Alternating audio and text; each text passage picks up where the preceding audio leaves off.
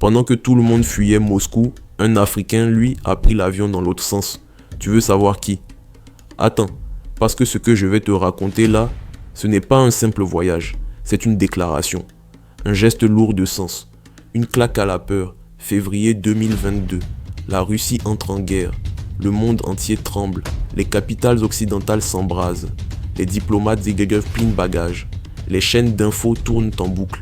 Sanctions, menaces, tensions. Mais au milieu du vacarme, un silence. Un avion qui décolle. Un passeport africain.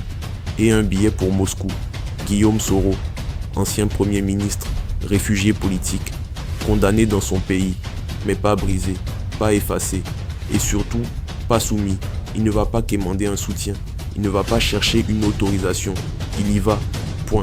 Moscou, la Russie de Poutine, en pleine guerre, pendant que d'autres politiciens africains font la queue à Paris, lui fait le pari de l'Est. Et ça, c'est plus qu'un acte politique, c'est un acte de foi, une foi en la multipolarité, une foi en une Afrique adulte, qui choisit ses partenaires, qui choisit son chemin, parce qu'il n'était pas seul.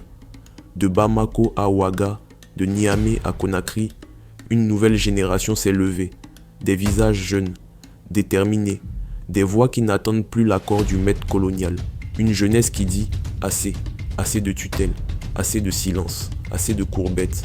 Et toi frère, et toi sœur, tu ferais quoi? Tu prendrais ce vol? Tu oserais traverser les flammes pour tes idées? Aurais-tu le cran d'aller là où tout le monde t'interdit d'aller? Aurais-tu ce courage, ce feu intérieur? Parce que ce dont on parle ici, ce n'est pas un voyage en avion, c'est un combat pour la souveraineté. Moi je l'ai fait. Oui, moi, Camerounais, je suis allé là-bas, à Moscou, en pleine guerre. Pas pour m'incliner, mais pour comprendre, pour construire, pour montrer que l'Afrique a une voix et qu'elle peut la porter partout, même là où ça dérange. Pendant ce temps, certains chefs d'État africains restaient silencieux et d'autres, les militaires du Sahel, eux, avançaient. Koïta, Tiani, Traoré. Oui, leurs méthodes font débat, mais leur message est clair. Nous n'avons plus besoin de tuteurs.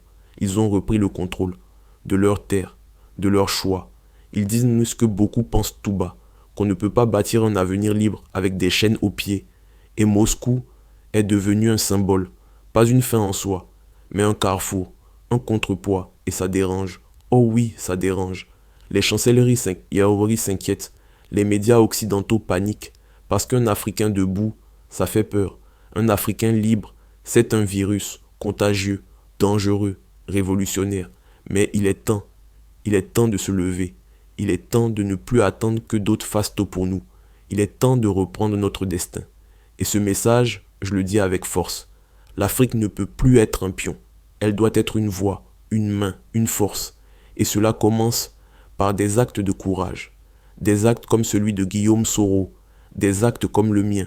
Et peut-être comme le tien, demain. Car si les jeunes Africains se lèvent, ce n'est pas par haine, c'est par amour.